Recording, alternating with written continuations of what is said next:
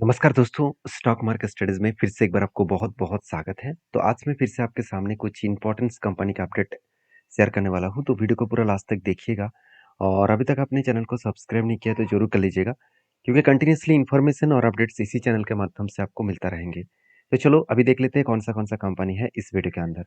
First जो company है जिसके बारे में चर्चा करूँ, उसका नाम है life insurance corporation of India.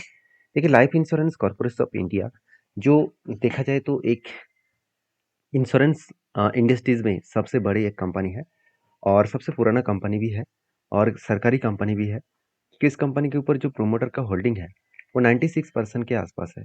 और पूरा के पूरा 96% के जो होल्डिंग्स है वो प्रोमोटर मतलब प्रेसिडेंट ऑफ इंडिया के पास है। आप खुद ही एक बार देख लीजिए, यहाँ पे जो प्रोमोटर है इसके अगर प्लस में क्लिक करूँ तो आप देखेंगे तो प्रेसिडेंट ऑफ इंडिया के पास ही पूरा का पूरा हिस्सेदारी है। पहले सेंट्रल गवर्नमेंट के पास था, अभी वो सेंट्रल गवर्नमेंट से डायरेक्टली ट्रांसफर किया गया है प्रेसिडेंट ऑफ इंडिया के पास। तो यहाँ पे एक एक दोस्तों ने मुझे कमेंट्स किया, क्वेश्चन किया कि सर सेंट्रल गवर्नमेंट के पास था तो प्रेसिडेंट ऑफ इंडिया के पास ट्रांसफर क्यों किया गया? देखिए, सेंट्रल गवर्नमेंट के पास अगर रहेंगे तो जो पार्टी अभी कार्यकर्ता में है तो वो पार्टी इसको मिसयूज कर सकते हैं, इसका फंड को मिसयूज कर सकते हैं। तो इसीलिए प्रेसिडेंट ऑफ इंडिया के पास चला गया, जहाँ पे वो मिसयूज नहीं कर पाएंगे। तो इसीलिए हमेशा प्रेसिडेंट ऑफ इंडिया के पास ही हर शेयर आपको देखने को मिलेगा।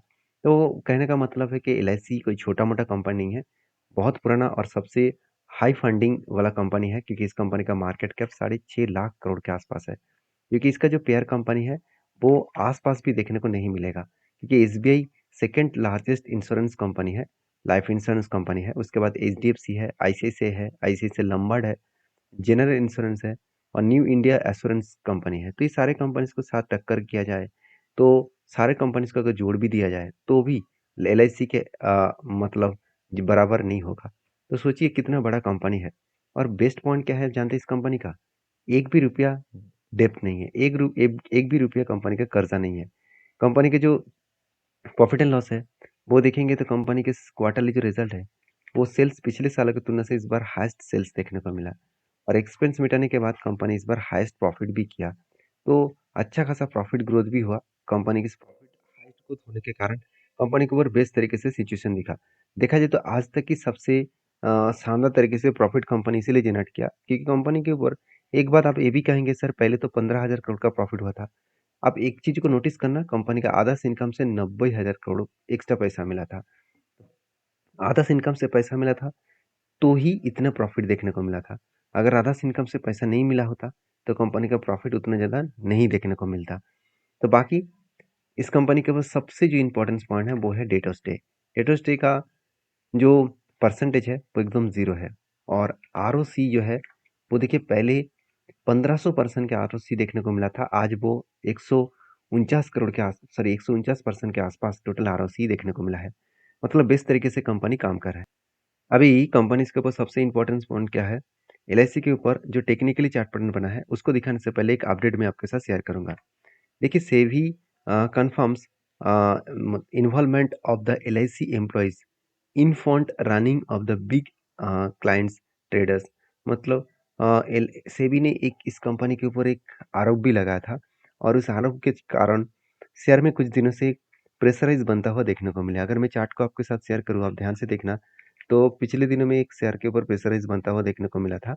और इतना ज़्यादा जो फॉल हुआ उसी का भी एक कारण है, क्योंकि एक शानदार तरीके से पैटर्न्स पहले ही कंपनी बना चुके हैं, वो है कप विथ हंड्रेड पैटर्न्स। इसका जो लाइफ टाइम हाई है उसी लाइफ टाइम के हाई के बेसिस में company cup with hundred patterns बनाया। और दूसरा एंटी और एक मुझे मिला एक रेंज के बेसिस में। यहाँ पे एक रेंज मिला जो 22% के आसपास है। इस 22% के रेंज के हिसाब से जब भी इस नीचे लेवल को टच किया तब क्या बना, तब एक एंटी बना। और इस टॉप लेवल तक इसका क्या बनेगा, टारगेट बन सकता है। तो नीचे आए तो एंटी बने और ऊपर लेवल तक जाए तो टारगेट बन सकता है। तो एक अच्छा खासा एंटी और टारगेट पॉइंट यहाँ पे देखने को मिल सकता है। बाकी इस लाइफ इंश्योरेंस कॉर्पोरेशन के बारे में एक ही बात कहूँगा कि कंपनीज के ऊपर शानदार तरीके से यहाँ पे परफॉर्मेंस देखने को मिलने वाला है।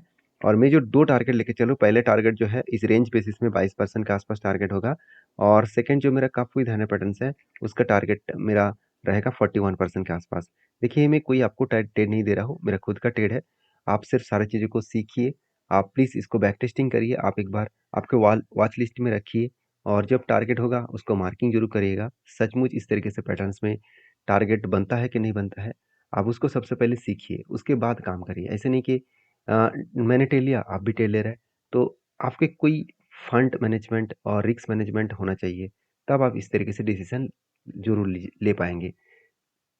तो नेक्स्ट जो कंपनी है उसके बारे में चर्चा करूँ, उसका नाम है इन्फोसिस।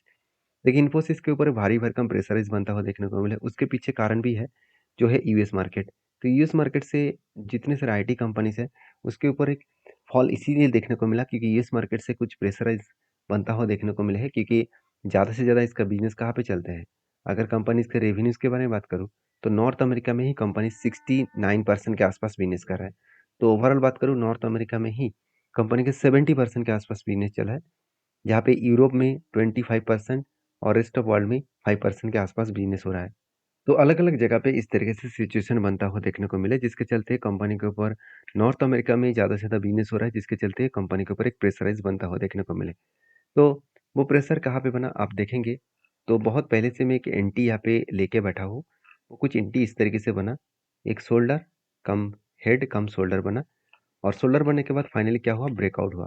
ब्रेकआउट होने के बाद वो धीरे धीरे धीरे करके ऊपर गया, और मैंने आपको पहले भी बताया कि 1720 जो 8 लेवल है, इस लेवल बहुत स्ट्रांग, इसके लिए एक रेजिस्टेंस है। इस रेजिस्टेंस को फेस करने के बाद ही यहाँ पे बिग फॉल हुआ है। तो इसका मतलब कंपनीज के ऊपर जब रेजिस्टेंस बना, इस रेजिस्टेंस कहाँ पे बना, जो इसका प्रीवियस गैप डाउन लेवल था, मतलब यहाँ से ही कंपनी के ऊपर एक बिग फॉल हो गया था। तो उसी लेवल में कंपनी रेजिस्टेंस फेस किया, उसके बाद धीरे धीरे करके नीचे आए। अभी देखिए 200 डेज ईएमए को वो रिटेस्ट किया, उसके साथ साथ यहाँ पे भी एक स्ट्रांगली उसका सपोर्ट है, क्योंकि नीचे जब आया इसका सपोर्ट मिला, उसके बाद ऊपर गया था। तो यही लेवल का इसका सपोर्ट है। यहाँ से दो तरीके से सिनेरियो बन सकते हैं, आइदर वो ऊपर जा सकते हैं, नहीं तो वो नीचे आएगा। अगर नीचे आएगा तो नीचे जो इसका रेजिस्टेंस सॉरी सपोर्ट लेवल है, वो सपोर्ट लेवल करीबन 1355 लेवल्स के आसपास देखने को मिला है। तो मार्केट में डरना नहीं है, सारी चीज़ों को समझकर काम करना है। अगर इन्फोसिस के आरएसआई के हिसाब से मैं अगर ट्रेड के बारे में बात करूँ, तो यहाँ पे एक चीज़ों को नोटिस करना कि जब आरएसआई आरएसआई कहाँ पे गया, 30 के नीचे कहाँ पे आया, 30 के नीचे इस लेवल में आया। तो 30 के नीचे यहाँ पे आया था, मगर यहाँ पे कैंडल जो है वो क्लोजिंग हुआ था 200 डेज मूविंग एवरेज के ऊपर। तो मैं आपको बहुत बार बोल चुका हूँ, जब 200 डेज मूविंग एवरेज के नीचे कोई कैंडल क्लोजिंग हो, कैंडल क्लोजिंग याद रखना, कैंडल क्लोजिंग हो और तब आरएसआई 30 के नीचे हो, तब उस जगह पे मैं एंट्री लेता हूँ।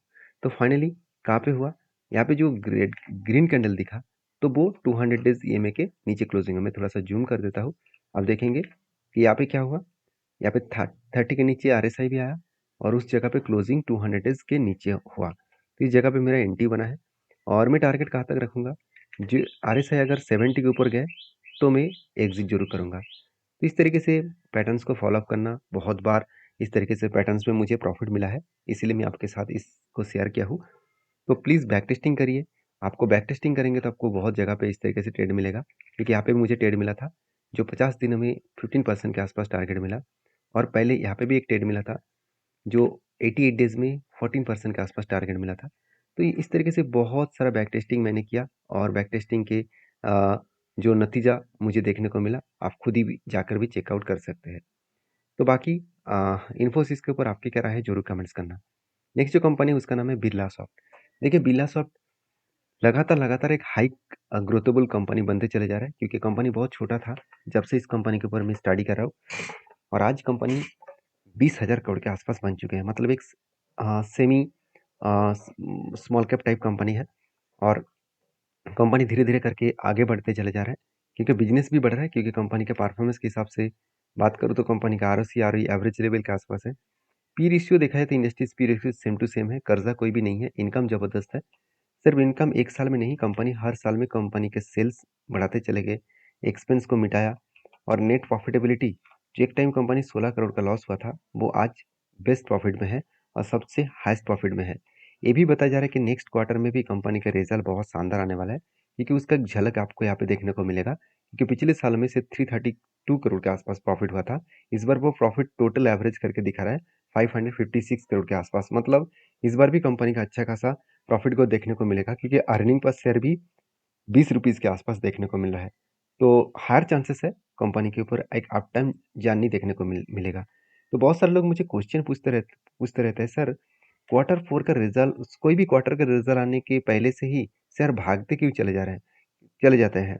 तो देखिए, जब कंपनी के रिजल्ट अच्छा आने का चांसेस है, तो बड़े-बड़े इन्वेस्टर क्या करते हैं, पहले से ही एंटर ले लेते हैं। और जब रिजल्ट जिस दिन पब्लिश होता है, उस दिन वो क्या करते हैं, एग्जिट कर लेते हैं।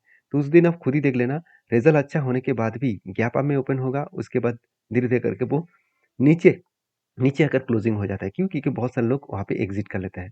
कंपनी बहुत शानदार है, इसलिए कंपनी आपको अच्छा खासा रिटर्न भी जनरेट करके दिया। सेल्स ग्रोथ, प्रॉफिट ग्रोथ ठीक-ठाक हो रहा है, रिटर्न भी अच्छा खासा हुआ है। और मुझे सबसे जो बेस्ट पॉइंट लगा इस कंपनी का, वो है रेशियोज़।